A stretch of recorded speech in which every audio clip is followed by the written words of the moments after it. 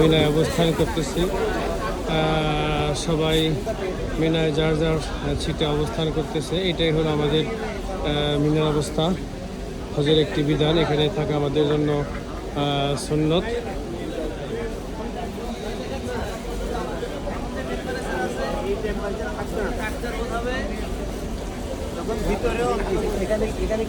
এই যে আমাদের স্যার বসে রয়েছে।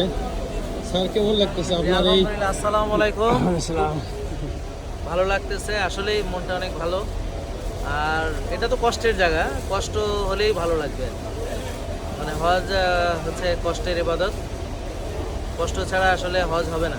আর কষ্ট না হলে সেটা আবার হজ কি? তবে আমি 2006 সালে যে এসেছিলাম তার চাইতে এখনকার যে সিস্টেম, এটা অনেক অনেক আরামদায়ক।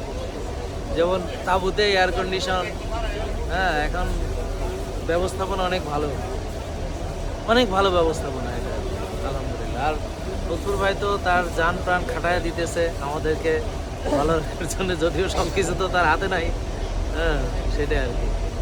তো আমাদেরকে ধৈর্য ধারণ করতে হবে, আর আল্লাহ তাআলা ধৈর্যশীলদের সঙ্গেই থাকবেন ইনশাআল্লাহ। জি, মাশাআল্লাহ, আলহামদুলিল্লাহ। সারা দোয়া করবেন, আল্লাহ তাআলা যেন মনের নেক আশা পূরণ করে, হজে মাবরুর নসিব করে। আমরা আজকে এখানে সারাদিন থাকবো। কালকে ইনশাল্লাহ আমরা আরাফার ময়দানে চলে যাব, যেখানে আমাদের ওকুফে আরাফা, যেখানে হজের দ্বিতীয় একটি ফরজ, অন্যতম ফরজ, সেখানে আমরা চলে যাব ইনশাল্লাহ।